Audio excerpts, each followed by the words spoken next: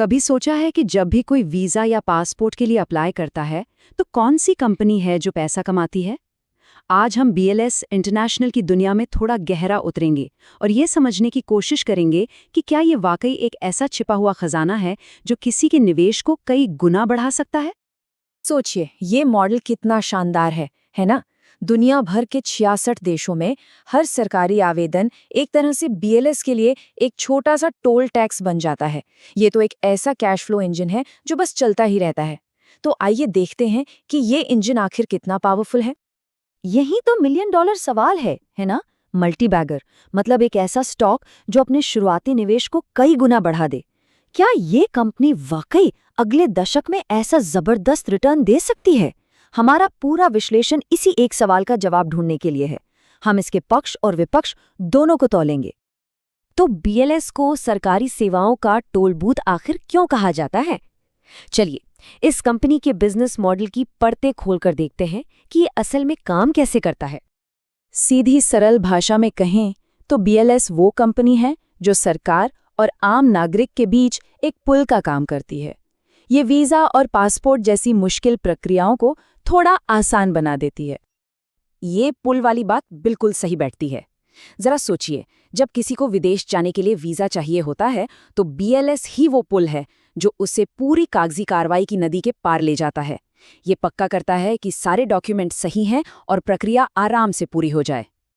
अच्छा, अब जब हम ये समझ गए हैं कि बीएलएस करती क्या है, तो चलिए उन नंबरों पर एक नज़र डालते हैं जो इसे एक संभावित मल्टीबैगर की रेस में ले आए हैं।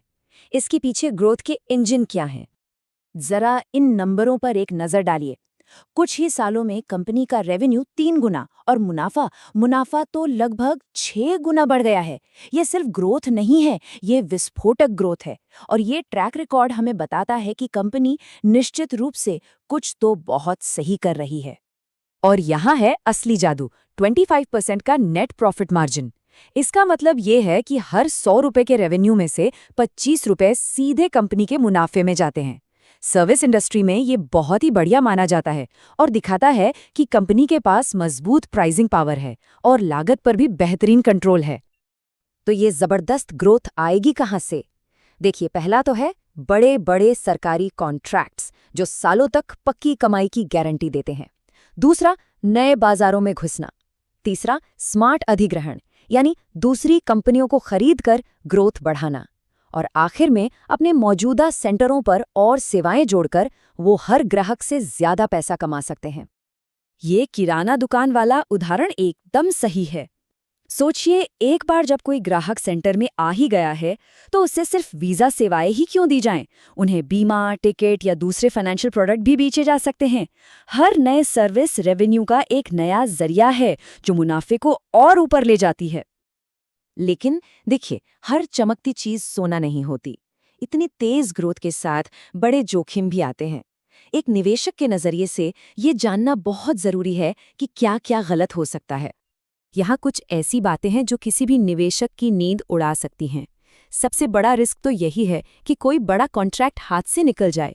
इससे कंपनी के रेवेन्यू का एक बड़ा हिस्सा अचानक खत्म हो सकता है। इसके अलावा अधिग्रहण भी रिस्की हो सकता है। अगर उन्होंने कोई गलत कंपनी खरीद ली या उसे ठीक से अपनी कंपनी में मिला नहीं पाए तो ये एक महंगी गलती हो सकती है। और हाँ, बढ़ता हुआ कर्ज हमेशा एक चिंता की बात तो होती ही है।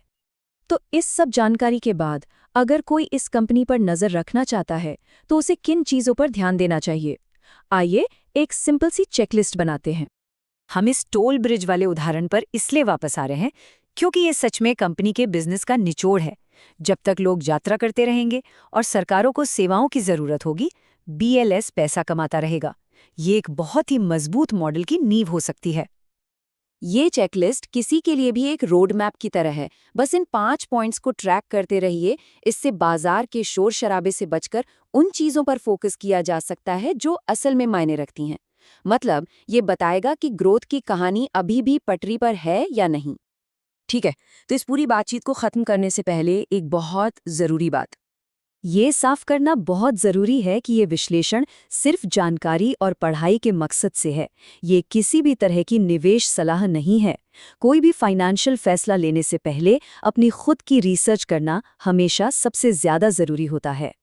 तो आखिर में सब कुछ इसी एक सवाल पर आकर टिक जाता है, क्या BLS अपने ग्रोथ इंजन को चालू रखने के लिए बड़े बड़े कॉन्ट्रैक्ट्स जीतना जारी रख सकता है? यही वो सवाल है जिसका जवाब अगले कुछ सालों में इसकी पूरी कहानी लिखेगा। निश्चित रूप से ये सोचने के लिए एक दिलचस्प मामला है।